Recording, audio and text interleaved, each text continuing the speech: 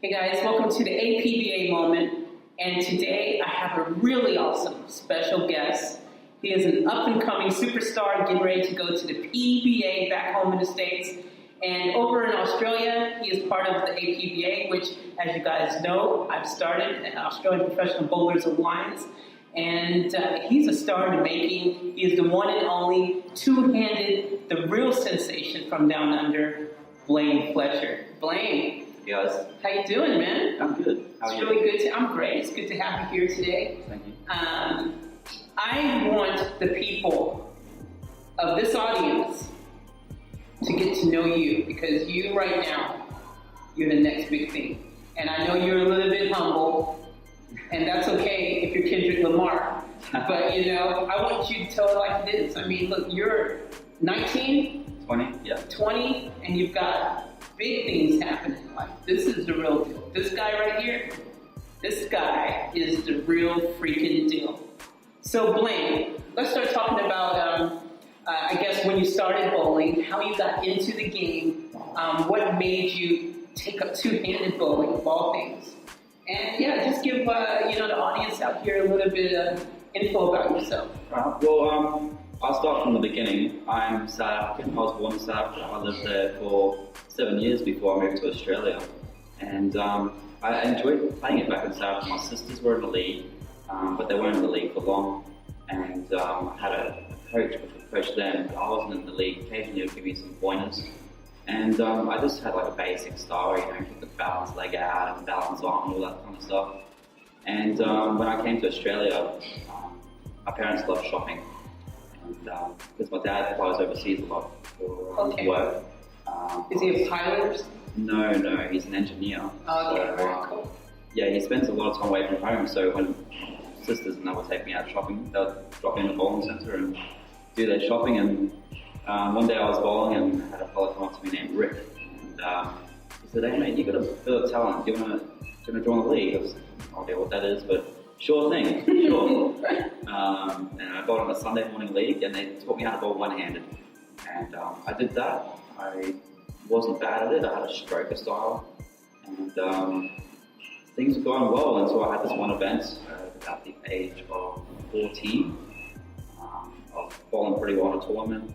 I must be forcing the ball something crazy with it, but I managed to tear my bicep. And that got me going to the physio for the next 6 weeks. I had to stop bowling for 6 weeks. Geez, that would have been really difficult for you. Yeah, that's the biggest break I've taken with bowling in the last decade. But then for recovery, I had to bowl two-handed with a really light ball. Okay. And it was kind of just, walking up, kind of just dumping on the lane just to see how my arm would take it and everything. And work back to more one-handed style. And, I eventually got back to bowling one-handed by the end of the year. Getting near Christmas, and I was bowling practice this one day with my friend Steven. We were going to, bowl league in the morning, and then after league we'd bowl about 20 games. And I decided to just try two-handed because it was fun. And I had a few friends watching, and they said, "Hey Blayne, you're pretty talented with this two-handed stuff. Why can you look more natural doing it? Why don't you give it a go?" So I gave it a go for a few weeks until my parents saw me whilst I was practicing. And they go, "What's this two-handed stuff?" And I said, "I don't know, it's cool. I get more revs. Getting more strikes. It seems to be going well." And they're like, "But you can't stay, you get into the splits." And my family are big about playing it safe, Sure. So, I guess at the time too, when you started doing the two-handed thing, it was still kind of like this new thing. So it's not like now where everyone is doing it. Yeah. It would have been like, what the freak, right? Yeah, it's not until I had to show them chasing Bamonti until they understood, there's actually a future for this. Yeah. They thought, this is not natural, this is not part of the sport, is it even legal? We have to do some research into it. Eventually I convinced them. Eventually they're like, "Yeah, alright, do it your way." And I did. And that was the best decision I've ever made to bowl two-handed. Plus there's this video of you circulating, you was on that Wild and Out or Wet and Wild or some show in Australia. Totally Wild. Totally Wild, that's right. Yeah. And you were bowling one-handed. Yeah. And you actually look pretty good one-handed. So I can see your parents parents being like, wait a minute, what's going on here? Yeah, well, with the modern game, I got told by a lot of the American people that have come over to Australia that if you want to go over to the PBA, because that's been my dream since the age of 11. As soon as I heard about the PBA and I watched the bowls, I always wanted to go over there. And yeah, so I knew that the stroker style wouldn't have enough power to compete. Right. You know, people that I was watching at the time, Mike Fay, Chris Barnes, all those higher rep power players I knew. I thought there might be a chance because my favourite was North Duke. Legend. He is a legend, and but I knew that I would never be able to do what he can do because of how long he's worked towards it. And I've noticed that in recent times he wasn't making as many TV shows as he was a few decades ago. And but couldn't that just be old age? I mean, he's getting up there a little bit. I think he's crazy. Not to take away from him, he's still a legend. Yeah, watching him bowl now, he's still throwing the ball so well in tournaments. He's so versatile, and that's what I really like about him. He's versatile. He's one of my favourite pros, and so I knew that I needed to find something to generate more power, and I'm a small build. So for you guys at home that don't know me, I'm only 5'4", 168 centimeters tall. So I'm not very strong. But he's being humble. When he bowls, he's like 5'12" or like that's 6 feet. So he's like 7 feet tall when he's bowling. He's a giant on the lanes. He's really humble. You won't say that. But yeah, this dude is the next big thing. I tell you right now, this guy is the real deal. And right now, like I want you, because I'm not just saying this just to like build his head up and make him feel good about himself. This guy's earned that.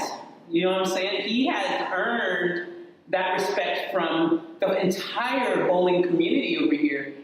Everyone respects this guy. Everyone loves this guy. He's the real deal, and I want you to tell them why. Okay? Tell them about some of these accomplishments. I appreciate that. Thank you. All right, so accomplishments. Where do I start? I am how many titles? I have 6 national Australian titles. I believe 2 of them are from under 18s, and then the other 4 are from under 21s.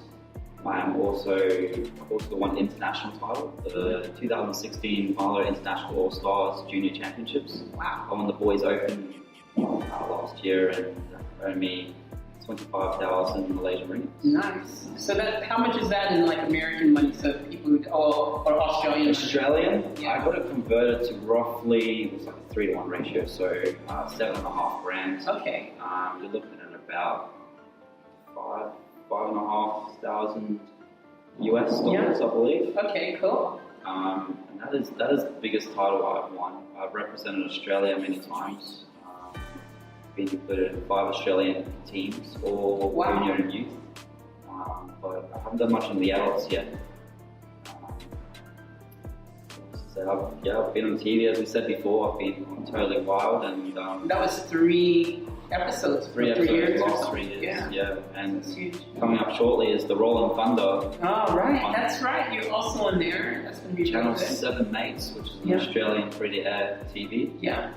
First time bowling's back on TV in quite a while now. So. And the other thing that he's failing to mention, because he's got so many people that he has to think about. He's got tons of sponsors. He's got all these different people that he has to try to keep up with, because this guy, everyone wants him on their team, But one fortunate team that was able to snatch him up, which I'm really proud of myself, is because he's my teammate on Team Aspley as well at Aspley. So that is another thing to add to his freaking list of things. Hashtag Team Aspley. Yeah, hashtag that.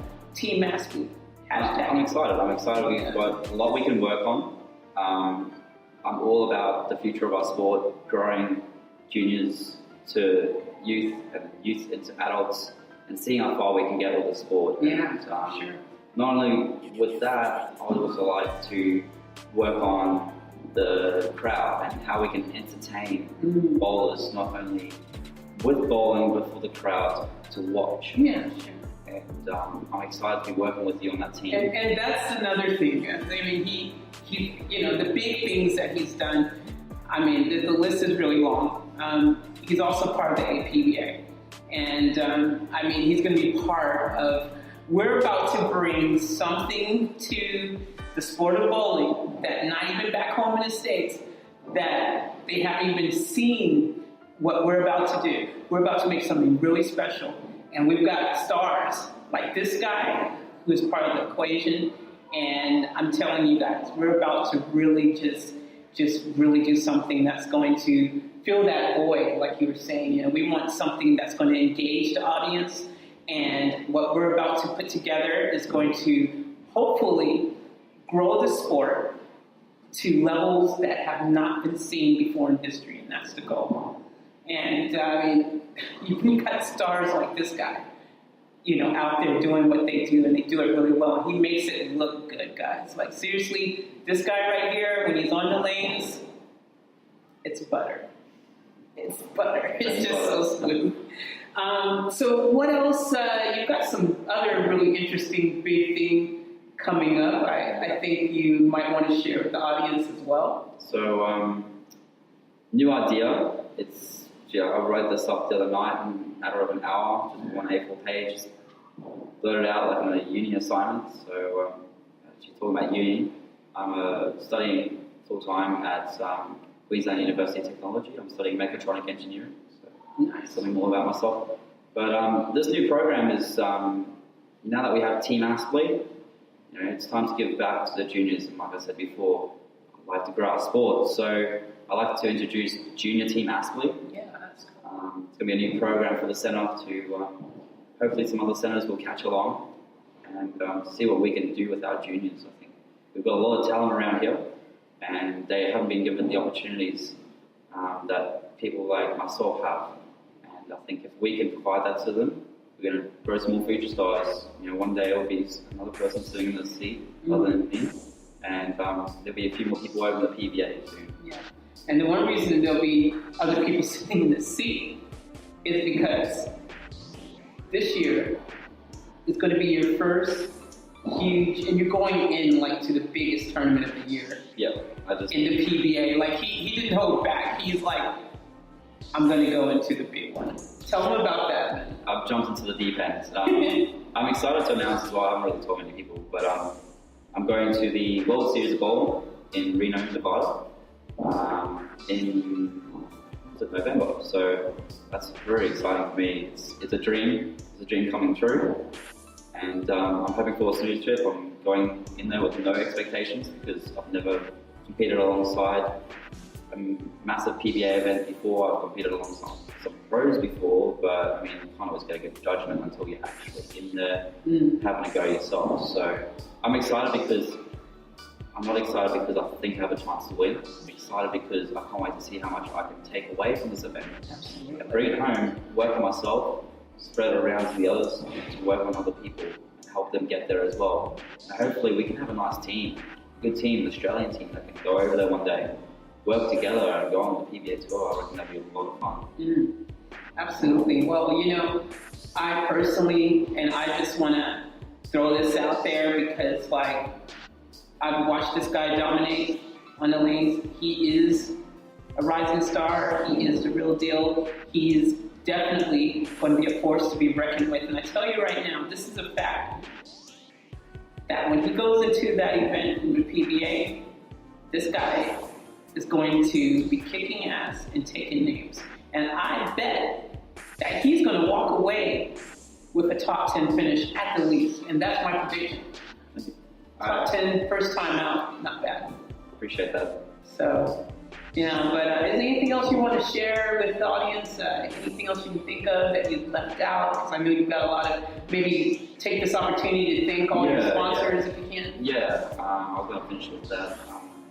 I've had a lot of people support me to get to where I am right now, and I can't actually thank them all enough, especially my family and my coach. So my parents' businesses. My mom does a professional photography business. She takes photos around tournaments, and hopefully one day she can come over and take some photos at PBA. Living Loving Photography, if you get a chance, check it out on Facebook. And my dad as well, Tech Automation. He's done a lot to work hard for me to get to places I need to get to, because this is an expensive sport, especially in Australia. It's not cheap to get overseas. Another person I'd like to thank is BPD Australia, Brando. I've been with him for the last 7 years. I've been bowling with him Storm, Row Group, and recently Global 100. And I've always had a good fit. I've always had a good look. And I think if I was throwing something else, I wouldn't have gotten the results I've gotten to. He is the top. And I really appreciate everything he's done for me. He's quick to get to what I need. If I need a ball and like a few days out from an event, give him the ring, yep, it's all done, it's all sweet. So appreciate Brando, and appreciate everyone else. It's Aspie Bowl, Jason, everyone that I work with here. It's just a great support network for me. And also my friends in the league, like Stephen, I said before, Stephen's had a huge impact on my life. Ben Johns, who's my coach's son, he's also the one who's given me inspiration to get there and believed in me. And there's a lot of people out there that have also believed in me. So, yeah, I appreciate all of them, and I thank them so much. And I can't wait to see what else can happen in the future. I'm excited. Yeah, and being one of the youngest up and coming superstars, you're already a pro bowler. Okay, you're 19 years old. I'm sorry, 20 years old. I don't know why I keep saying 19.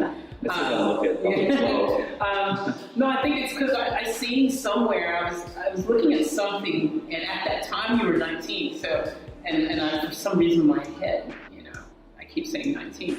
But what I want you to do right now, and this is for all the dreamers out there, all the 7-year-olds, the 15-year-olds, even the 40 or the 50-year-olds who still has a dream to be all they can be with this bowling game.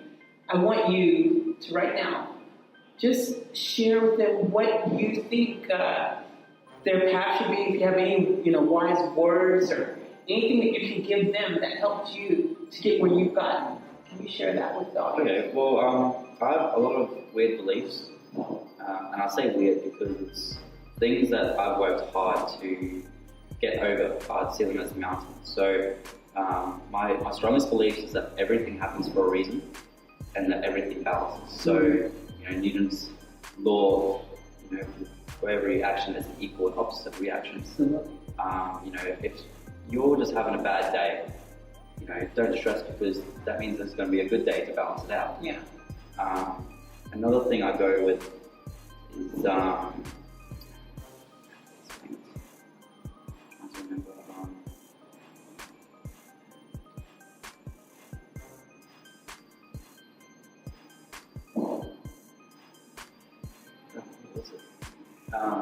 another one of my beliefs is that jinx doesn't exist, and that lucky charms that don't exist. And I know a lot of people take it very personally about that, but for me, being able to iron it out and remove them from my life has been the best thing that's ever happened to me. I felt a lot more positive, feel like I have a lot more energy, but positive energy in life. And I feel that your dreams and the way you think has a massive outcome on where you get to. So if you believe something hard enough, you'll get there. And your fears, everything's like magnets. So the world order works around magnets. And so if you fear something, it's going to come to you. But if you believe in something else, it'll happen as well. So that is my two top beliefs that I like to always go back to when going through a difficult time, or even a great time, just to stay humble, because you don't want to fall head over heels, because then you fall quickly. That's really good. That's it, really. Okay, well, look at that. Well, I don't know if it's still filming because the screen savers came on, and that's going to be really awkward if we're talking now and nothing's recording. But just in case it's still recording, let's finish this off. I want to thank Blayne for being here today. It's been a real pleasure, a real treat to be able to talk to you like this. I think you're going to be one of the big stars also in the APBA, so I'm looking forward to seeing you on the lanes and what you're going to do there. By the way, how many 300 games have you shot? There's a joke there somewhere. Anyways, thanks guys, APBA Faith Chase. I love you all, and I hope you guys will support the game. Come down and check us out at Aspley Bowl, and if you mention either of our names, we can hook up. So on behalf of the APBA, Blayne and his tons of sponsors, I should also probably plug my sponsors. He loves Storm, that's who he rows with, but obviously I'm Columbia 300. And also, I've got Jets Brisbane Airport behind me. I've got Aspley Bowl. I've got, who else do I've got behind me? There's Budget Tire Southport, and there's a restaurant somewhere, something else. Look, anyone else, if I've forgotten you, I'm sorry. This ain't about me right now, so it's about Blayne, so don't take it personally. Much love to you all. Peace out. Thanks, guys. Thanks up. That was great.